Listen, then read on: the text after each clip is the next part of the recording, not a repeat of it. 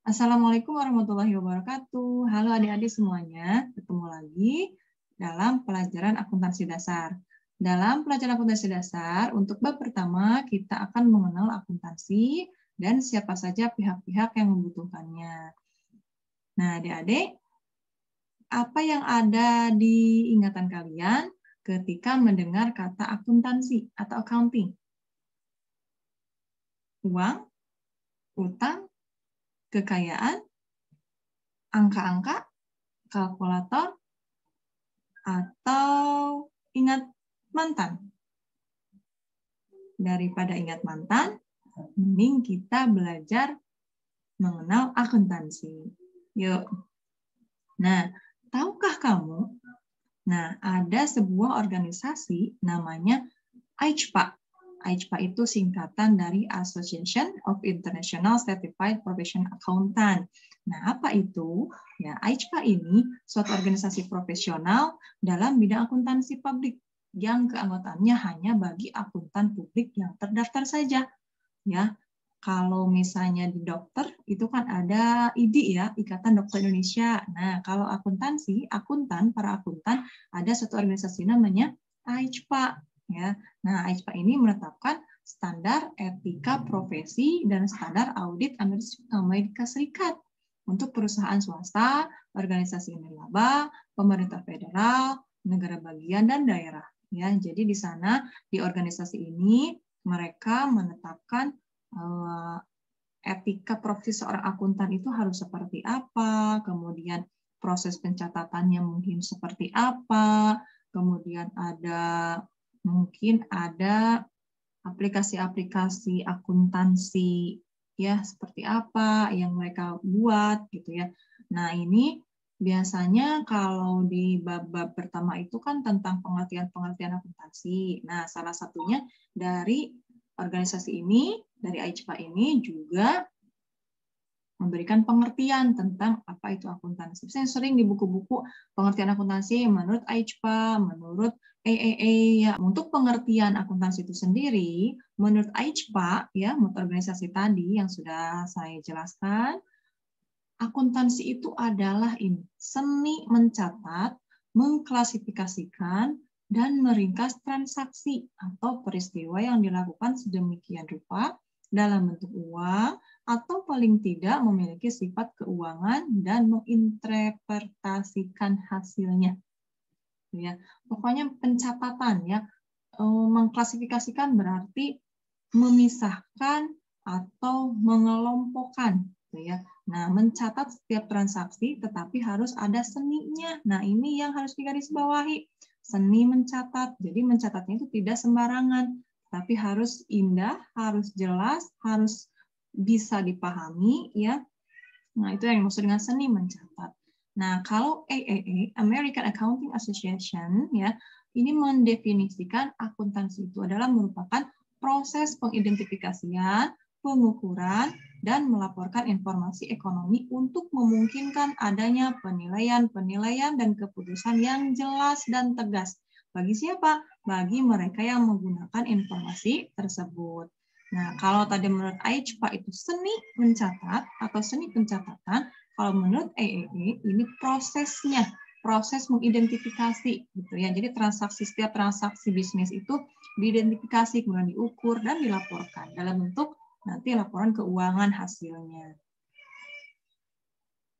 Nah, sekarang definisi lain dari akuntansi, kalau kita bagi menjadi dua bagian, nah menurut fungsi dan menurut kegiatannya.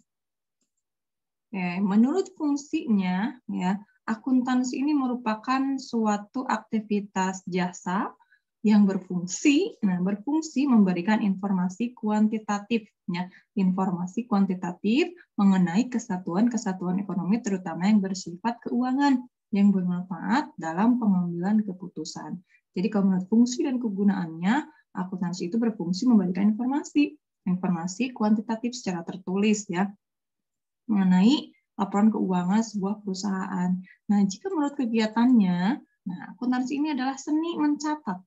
Ya, seperti hanya tadi menurut AICPA ya, seni pencatatan. Nah, seni mencatat, mengklasifikasi dan mengikhtisarkan transaksi-transaksi atau kejadian yang sekurang-kurangnya atau sebagian bersifat keuangan, seperti halnya pengertian menurut AICPA tadi. Ya, ini bahwasanya akuntansi itu proses pencatatannya harus mengandung nilai seni. Ya, harus baik, harus rapi, harus indah, harus jelas, harus bisa dipahami. Tuh ya. Yang dicatatnya tentang apa saja? Tentang transaksi-transaksi yang berkaitan dengan keuangan. Tuh, ya, misalnya pembelian atau penjualan atau pengeluaran uang, pokoknya hal-hal yang berkaitan dengan keuangan. Nah, kemudian tujuannya apa akuntansi itu? Nah, sebenarnya tujuannya kalau dirinci itu banyak ya, tapi pada intinya akuntansi itu bertujuan untuk apa? Untuk menyajikan informasi kepada pihak-pihak yang membutuhkan informasi tersebut. Ya, untuk menyajikan informasi kepada siapa? Kepada pihak yang membutuhkan atau istilahnya stakeholder. Ya, stakeholder dalam akuntansi. Siapa saja yang membutuhkan informasi yang ada dalam akuntansi itu?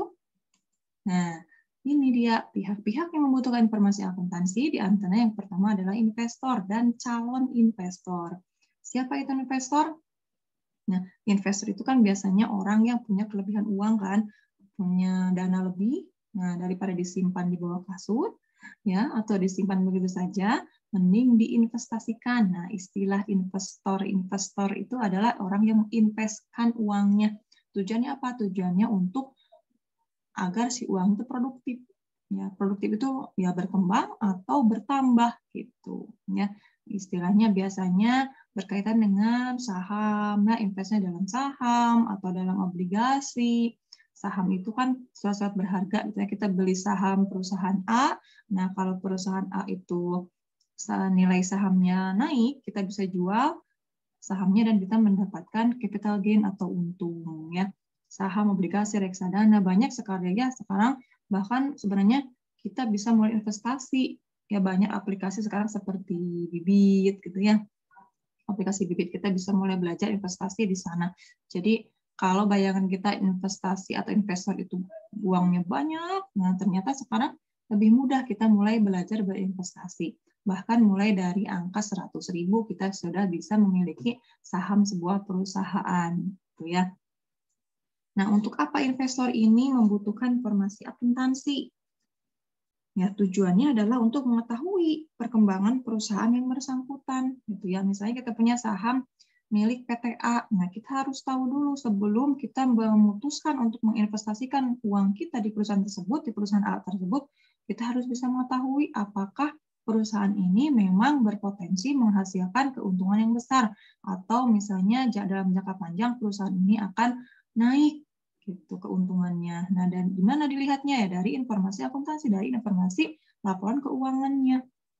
Ya, akhirnya kalau kita sudah yakin dengan menganalisis informasi tentang laporan keuangannya, ya kita bisa memutuskan untuk investasi sana. Apalagi kalau investasi kita nilainya besar ya, nilainya miliaran. Nah, jangan sampai kalau salah kita menginvestasikan uang kita di perusahaan yang salah, ya bukannya untung yang kita dapat malah buntung ya, atau malah kita rugi gitu. Apalagi kalau investnya untuk pertama kali.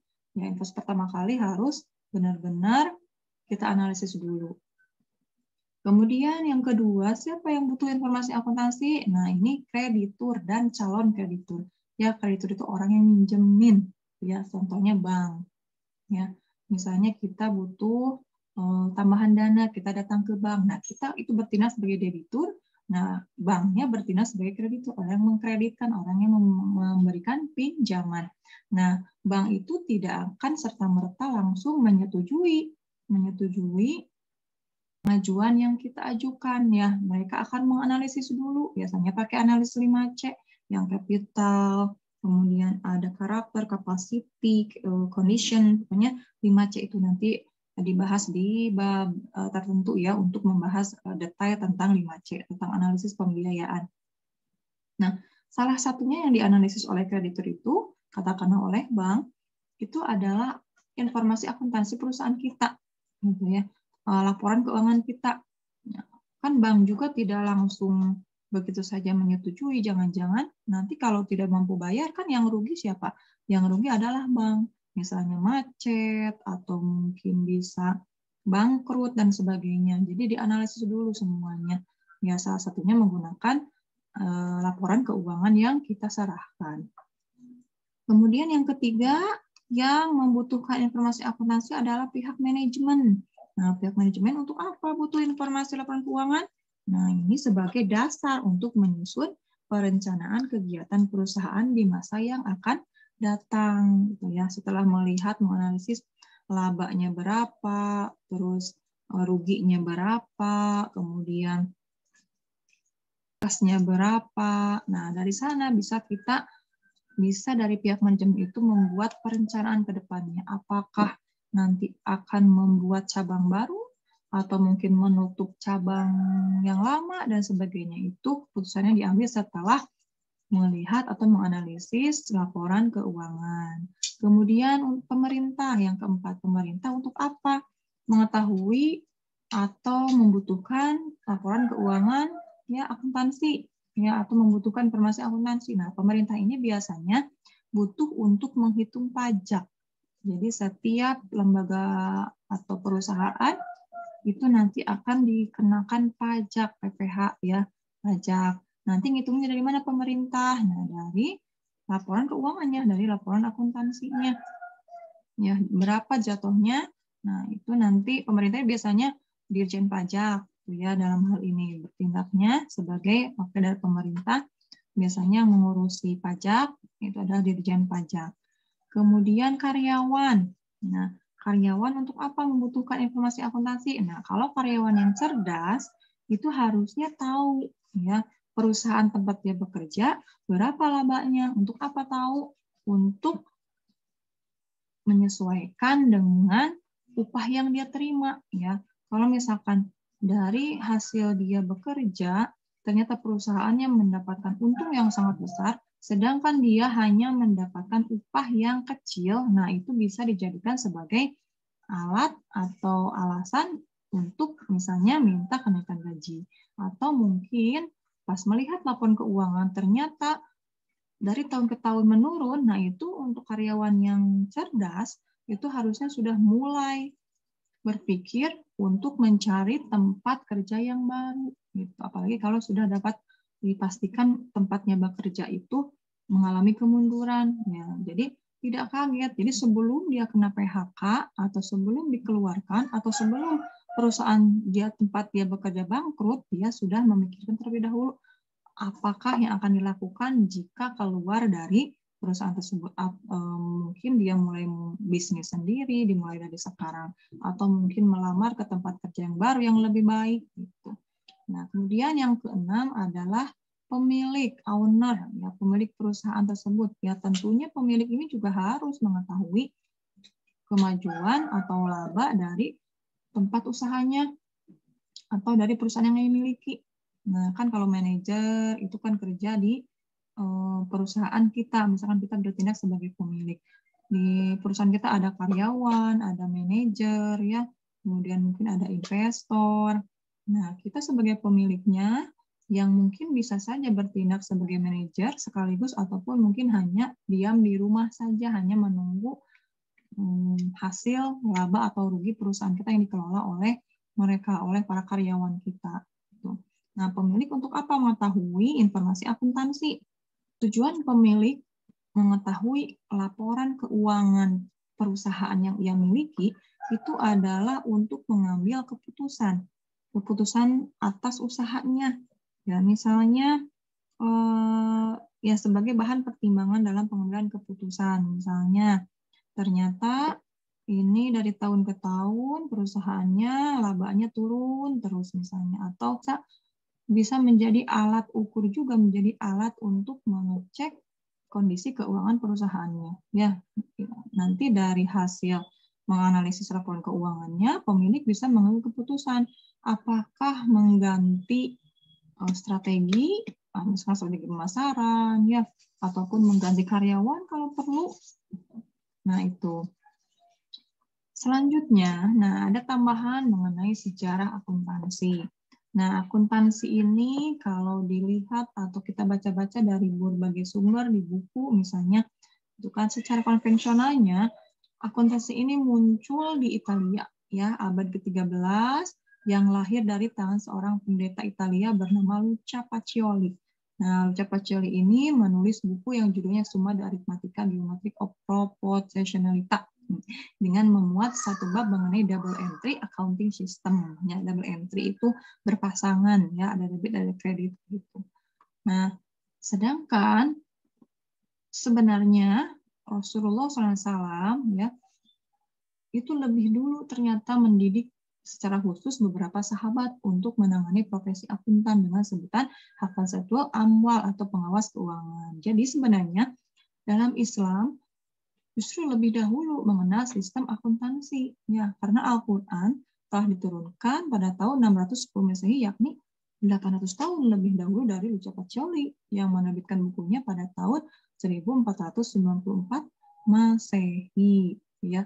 Nah, adik-adik bisa buka nanti di Al-Qur'an Al-Baqarah ayat 282, itu ayat paling panjang ya, satu halaman Al-Qur'an itu cuma satu ayat, itu di dalamnya memuat tentang akuntansi itu. Ya, walaupun tidak disebutkan secara eksplisit akuntansi, tapi di sana memuat pencatatan bagaimana mencatat kalau tidak tunai, ya, aturannya seperti apa, itu ada di sana. Oke, terakhir dari bab ini mengenai peran akuntansi. Nah, akuntansi ini adalah alat untuk menghasilkan informasi keuangan. Nah, yang pertama ini sebagai pengendalian keuangan.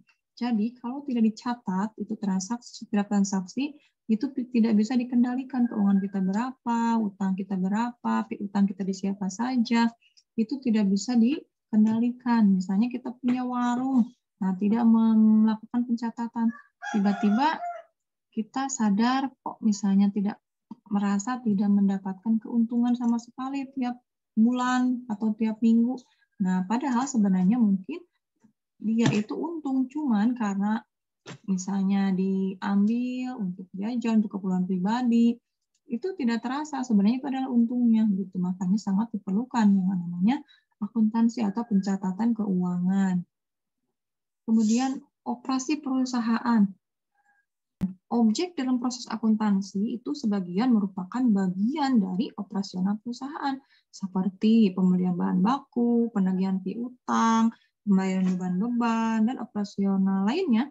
Ya, aktivitas operasional perusahaan ini menjadi bagian dari pencatatan akuntansi, sehingga ya, pencatatan akuntansi dapat menggambarkan kegiatan operasi perusahaan, misalnya kalau di akuntansi pabrik atau akuntansi manufaktur, itu ada pencatatan mengenai pemakaian bahan baku, ya, atau penjualan, atau persediaan barang dagangan. Nah, itu bisa dijadikan sebagai wakil informasi dari kegiatan operasi perusahaan. Nah, kemudian untuk pelaporan. Tujuan utama dari proses akuntansi itu adalah memberikan informasi, ya, memberikan informasi akuntansi yang dibutuhkan tadi oleh para pihak ya, seperti manajer, karyawan, pemerintah, ya, pemilik gitu ya. Nah, informasi ini kan dihasilkan itu atau diperoleh dari hasil menganalisa laporan keuangan. Ya, jadi memang laporan-laporan seperti neraca, nantinya laba rugi, ya, perubahan modal. Nah, inilah yang akan digunakan oleh pihak-pihak yang berkepentingan tersebut. Ya, salah satunya untuk menilai kinerja sebuah perusahaan. Nah, yang terakhir, keempat adalah perencanaan. Nah, data dari hasil atau data-data yang dihasilkan dari proses akuntansi ini dapat digunakan untuk menaksir kondisi di masa depan, sehingga nanti bisa menghasilkan sebuah perencanaan yang lebih matang, ya, biar untungnya bisa naik, gitu ya, perusahaan bisa lebih maju, atau mungkin produknya bisa diperbaharui, bisa diperbanyak, gitu. Itu perencanaan. Contohnya, misalnya dari data akuntansi yang menunjukkan bahwa perputaran uang atau kas kurang lancar, misalnya ternyata karena banyaknya piutang yang macet, ya, atau ternyata lebih banyak piutang penjualan kreditnya, misalnya. Nah, ini bisa digunakan untuk sebagai dasar untuk melakukan perencanaan pengelolaan piutang. Misalnya piutangnya maksimal waktunya sekian bulan, jangan lebih dari 1 tahun misalnya. Itu bagian dari perencanaan, ya. Nah, adik-adik untuk bab 1 cukup sampai di sini ya. Kita nanti akan lanjutkan di bab 2. Sampai jumpa di bab 2. Terima kasih. Wassalamualaikum warahmatullahi wabarakatuh.